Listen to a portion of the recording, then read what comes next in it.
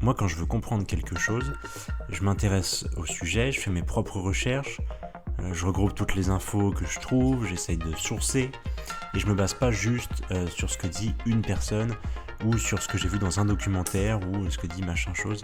Ça fait longtemps que je m'intéresse de près ou de loin à l'alimentation.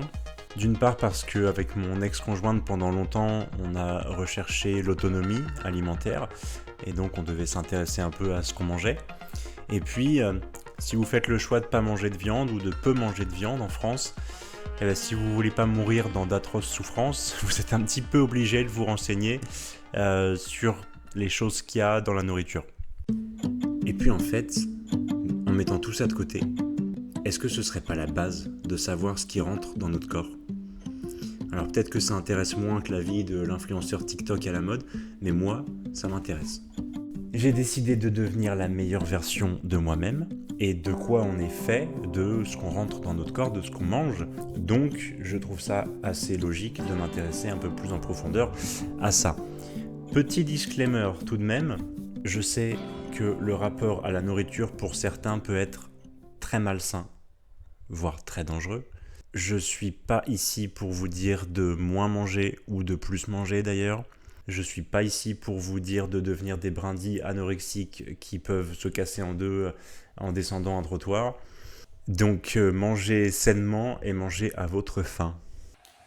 Moi, ça fait un mois que je m'intéresse à ce que je mange et je me suis mis au sport 7 jours sur 7. Vas-y, je le recale.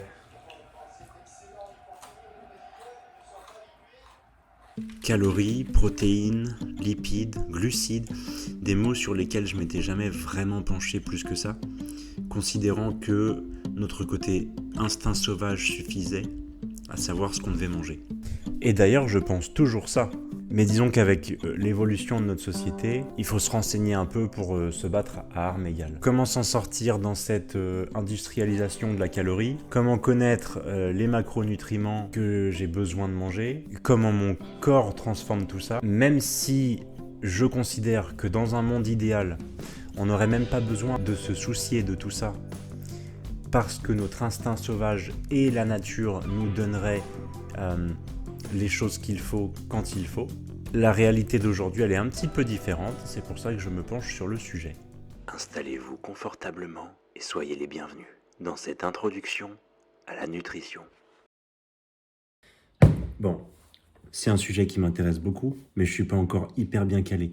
Donc, les infos que je vous donne, c'est les infos que je comprends. Je peux faire des erreurs, mais croyez-moi, j'essaie de faire de bonnes recherches. Allez, on passe sans transition à une image de mon magnifique corps parce qu'on n'y échappera pas. Bon, ça c'est moi après 3 semaines de sport 7 sur 7. J'avais un peu plus de gras il y a plusieurs semaines et encore plus il y a plusieurs mois avant que me vienne l'idée d'aller me balader en Europe du Nord avec un sac à dos de 17 kg. Chaque individu est différent. On stocke pas tous la graisse au même endroit. Moi vous pouvez voir que c'est le bas du ventre, au-dessus des hanches et dans le bas du dos. Et dire que j'ai fait exprès de garder de la graisse, tout ça pour vous le montrer en vidéo. Alors pourquoi la première chose dont j'ai envie de vous parler, c'est la Grèce. Déjà, est-ce que vous saviez que la Grèce comptait pas moins de 18 sites classés au patrimoine mondial de l'UNESCO, comme l'Acropole ou les météores ? Ouais, je sais pas si c'était l'apogée de l'humour. En réalité, je trouve que c'est un bon moyen de comprendre comment notre corps transforme ce qu'on mange.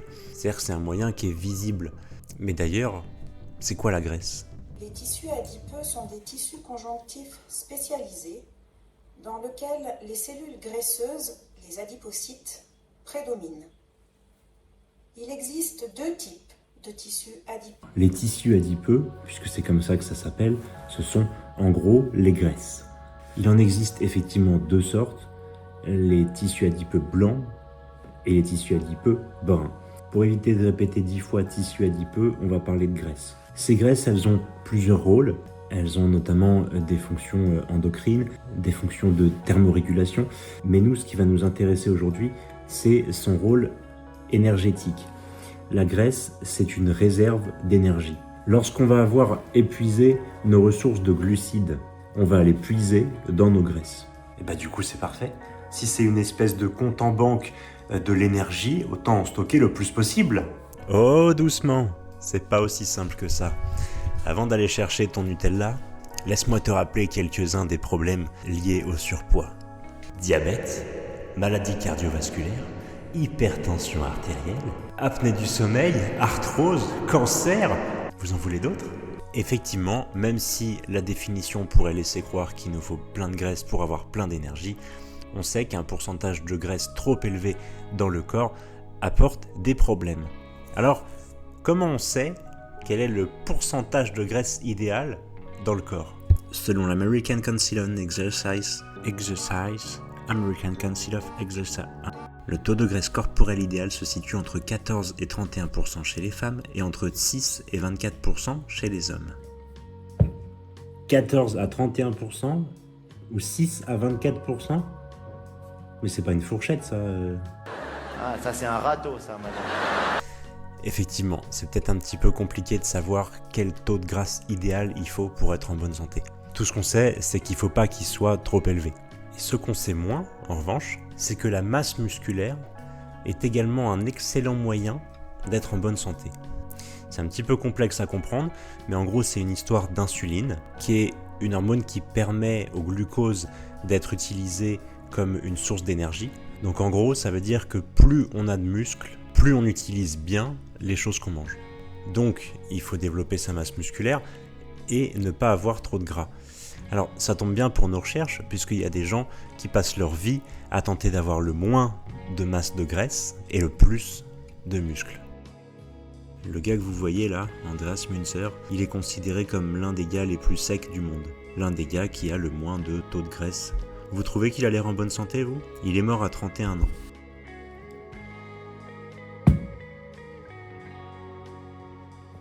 C'est très beau. Bref, si l'idée n'est pas d'atteindre des choses qui me paraissent personnellement non seulement dangereuses, mais en plus affreusement moches, on est quand même là pour être en bonne santé, discipliné, etc. Donc faire du sport, c'est bien, mais comprendre comment ça se passe dans le corps, la graisse, les muscles, moi je trouve ça encore plus fun. Est-ce qu'il va enfin répondre à la question que tout le monde se pose ? Mais qu'est-ce qu'on doit manger ? On a vu que la graisse, c'était une réserve d'énergie. L'énergie des aliments, l'énergie qu'on mange, elle se mesure en calories. Et donc évidemment, plus on mange de calories, plus on mange d'énergie, moins on en mange, moins on mange d'énergie. Cette énergie, elle rentre et puis elle sort. Alors si on fait de l'exercice, du sport, on va dépenser de l'énergie, donc brûler des calories. Et puis en faisant rien de la journée, juste pour vivre, respirer, le cœur qui bat, le cerveau qui fonctionne, digérer, tout ça, ça demande également de l'énergie. Je vous ai parlé de graisse, je vous parle de calories, et je vous ai dit que ça me parlait beaucoup parce que c'était visible. Effectivement, si je choisis pendant 2 semaines de manger 500 calories en moins que le nombre de calories que je brûle dans ma journée, je vais perdre 500 calories par jour, et ça va se transformer au bout d'un moment en une perte de poids. C'est un tout petit peu plus compliqué que ça, mais on va essayer de faire ultra simple. On est dans une introduction et je découvre en même temps que vous les copains. Alors si je veux perdre du poids, je vais manger moins de calories que ce que je dépense. Si je veux prendre du poids, je vais manger plus de calories que ce que je dépense dans la journée. Ce poids que je perds ou que je gagne n'est pas forcément du gras. Si je fais travailler mes muscles, si je fais de la musculation, en quelque sorte, le muscle il va consommer de la calorie. Et puis il va grossir, il va donc prendre du poids. Si je suis sédentaire, que je ne fais rien de la journée et que je mange plus de calories que ce que je brûle, effectivement, je vais prendre du gras. Et comment je suis censé savoir le nombre de calories que je peux manger dans la journée ? Ah ben ça c'est facile, je regarde ma montre connectée, elle m'indique le nombre de calories que j'ai perdu dans toute la journée quoi. Ouais, c'est une possibilité. Ou bien on peut calculer nous-mêmes notre métabolisme. Parmi toutes les techniques possibles, on peut utiliser la formule de Harris et Benedict. Cette formule, différente pour les femmes et pour les hommes, va vous donner, selon votre poids, votre taille et votre âge, le nombre de calories approximatif que vous allez brûler chaque jour sans rien faire. C'est-à-dire en respirant, en faisant battre votre cœur et en réfléchissant un tout petit peu. Ah, je brûle quasiment 2000 calories en ne faisant rien de la journée. J'ai plus besoin de m'embêter. Ah oui, donc si je bouge mon cul ou pas, ça change rien au niveau des calories que je dépense dans la journée. Évidemment que non, évidemment que non. Le métabolisme de base qu'on vient de calculer, ça vous donne le nombre de calories approximatif que vous brûlez sans rien faire dans une journée. À ça, il faut rajouter toutes les activités physiques. Attention, activité physique, ça ne veut pas dire forcément du sport. Si je descends les escaliers de chez moi, que je marche les 10 minutes qui me séparent du métro, ou que je passe une demi-heure sous la table à contracter les abdos pour réparer la machine à laver, ce sont des activités physiques. Elles sont difficilement chiffrables. On peut difficilement savoir exactement combien de calories on a perdu sur ces activités. Mais on a tous quand même plus ou moins une idée de si nos journées, en général, selon notre travail, selon nos activités, sont physiques ou pas.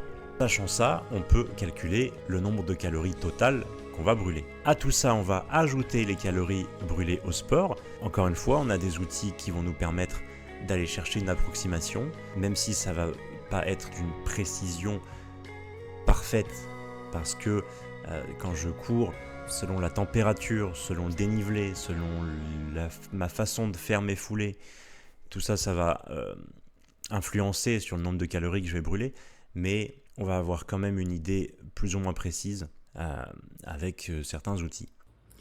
Seulement si on est assez discipliné et organisé pour savoir quelles activités on fait dans la semaine.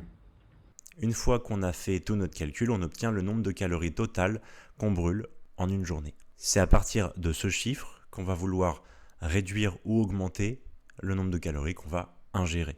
Attention, si vous cherchez à perdre du poids, c'est conseillé de ne pas descendre en dessous de 20% de déficit calorique. C'est-à-dire que si vous êtes à 2500 calories utilisées dans une journée, ne passez pas en dessous de 2000 calories ingérées dans cette journée. Là où le cerveau il est super bien fait, c'est qu'il compte à notre place et que quand il nous manque beaucoup de calories, on a faim. Donc, plus besoin de tous ces calculs inutiles. Le cerveau le fait à notre place. Fin de vidéo. Malheureusement, même si de base on est quand même hyper bien foutu, le cerveau il est biaisé par 2-3 trucs, comme par exemple le fait que dans la société actuelle, on a accès à toutes sortes de bouffe quand on veut. Et oui, si on s'intéresse un petit peu à la nature sauvage, on s'aperçoit que l'homme et les plantes sont en quelque sorte en symbiose. Les plantes poussent dans les moments de l'année où on en a besoin pour nous apporter les nutriments dont nous avons besoin au moment où on en a besoin. La solution ultime, c'est donc de manger à sa faim en écoutant son corps et en suivant les choses que la nature nous donne. Évidemment, aujourd'hui, la nature est remplacée par l'agriculture. Alors on va devoir s'adapter. On a compris comment on comptait l'énergie qu'on mangeait et qu'on dépensait. On a compris ce qu'étaient les calories. Maintenant, de quoi elles sont faites? Est-ce qu'elles se valent toutes? Alors, est-ce que toutes les calories se valent? Évidemment, non. Si je mange un muffin au Nutella, c'est le même nombre de calories que si je mange je ne sais combien de grammes de riz, mais il ne va pas y avoir les mêmes choses dedans. Qu'est-ce qui change entre 200 calories de riz, 200 calories de viande ou 200 calories d'éclairs au chocolat? Eh bien, ce sont les macronutriments. Les macronutriments, c'est, vous savez ce qu'il y a sur les étiquettes valeurs énergétiques que pas grand monde ne lit ou que pas grand monde ne comprend. 3 principales familles, les protéines, les glucides et les lipides. Dans ce premier épisode de l'introduction à la nutrition, on a compris ce qu'étaient des calories, on a compris que c'était l'énergie du corps, comment le corps pouvait gagner ou perdre du poids avec ces calories. Et pour comprendre tout ça un petit peu plus en profondeur, pour parler de protéines, glucides, lipides et de plein d'autres choses ensuite, je vous donne rendez-vous dans la suite des épisodes de cette introduction à la nutrition. Moi, je prends beaucoup de plaisir à étudier ça, à le mettre en pratique, et je vais donc prendre beaucoup de plaisir à le partager. L'alimentation étant étroitement liée avec le sport, l'activité physique, on va parler des deux en même temps, de tout ce qui est transformé par notre corps, de comment les muscles transforment les choses qu'on leur apporte également. Et on va parler de l'importance du sommeil. Je vais aborder tout ça parce que j'étudie tout ça et je le mets en pratique pour devenir la meilleure version de moi-même. Ciao!